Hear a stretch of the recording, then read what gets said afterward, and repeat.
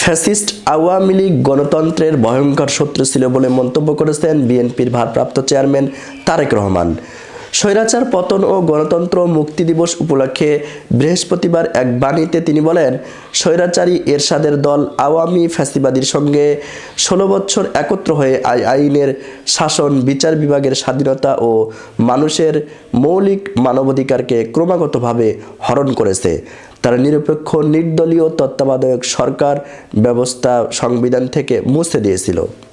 গত 5 আগস্ট এই অপশক্তিকে প্রতিহত করে ছাত্র জনতার বিপুল তরঙ্গ। এই পরাজিত শক্তি যাতে পুনরুত্থান না ঘটে সেজন্য গণতান্ত্রিক শক্তিকে সবসময় ঐক্যবদ্ধ থাকার আহ্বান জানাই। তারেক রহমান আরও বলেন, স্বৈরাচারী হুসাইন মুহাম্মদ এরশাদ গণতান্ত্রিক প্রতিষ্ঠানগুলোকে ধ্বংসস্তূপে পরিণত করে।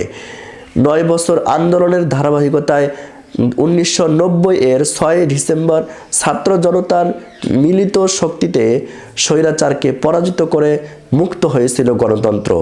সেই অর্জিত গণতন্ত্রের চেতনায় আবারও ছাত্র জনতা গত 5 আগস্ট এক হিংস্র ফ্যাসিবাদী শক্তিকে পরাস্ত করে। 1990 সালের 6 ডিসেম্বর গণ অভ্যুত্থানে পতন ঘটে তৎকালীন স্বৈরশাসক হুসাইন মুহাম্মদ এরশাদের।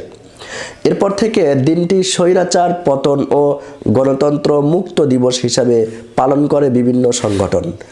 কোনোভাবে যাতে আর ফ্যাসিবাদীদের উত্থান না হয়, দেশে যেন গুম, গুপ্ত হত্যা আর ক্রস ফায়ারের নিষ্ঠুর জাতাকলের মধ্যে পতিত না হয়, রাষ্ট্র সমাজের সর্বত্র যেন গণতান্ত্রিক মূল্যবোধ প্রতিষ্ঠা পায়, একদলীয় লুটেরা কর্তৃত্ববাদ আর যাতে মাথা চাড়া দিতে না পারে, সেজন্য গণতন্ত্রকামী দেশবাসীকে ঐক্যবদ্ধ থাকার জন্য আহ্বান করেন তারেক রহমান।